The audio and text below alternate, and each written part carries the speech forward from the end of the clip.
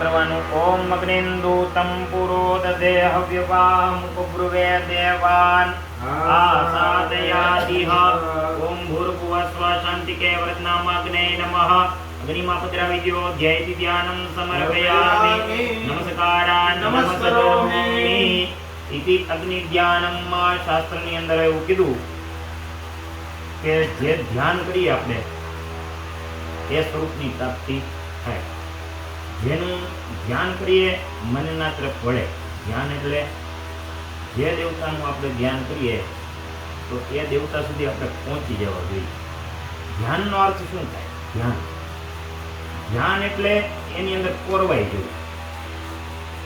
કોઈ પણ વસ્તુની અંદર કોરવાઈ જાય ને એને ધ્યાન કહેવાય. માણસ આપણે કોઈ પણ જગ્યાએ યજ્ઞ થતો હોય તો એ હાથમાં ફૂલચોખા રાખીને એમ કહીએ કે ધ્યાન કરો. ધ્યાનનો અર્થ શું થાય? તો તમે એની અંદર કોરવાઈ જાઓ તો તમને આજુબાજુનું બધું ભૂલાઈ જવું. પણ માણસ ઈશ્વરનું ધ્યાન જો એ રીતે કરતો થઈ જાય ને તો ઈશ્વરને પ્રાપ્ત કરી લે જેને જેને. પણ ગીતાજીનો ઓલો શ્લોક છે ને, ધ્યાયતો વિષયાન પુંસા સંગસ્તેશોપ જાયતે સંગાત સંજાયતે કામો કામાત ક્રોધો વિજાય. માણસ શું કરે? વિષયોનું ધ્યાન કરે.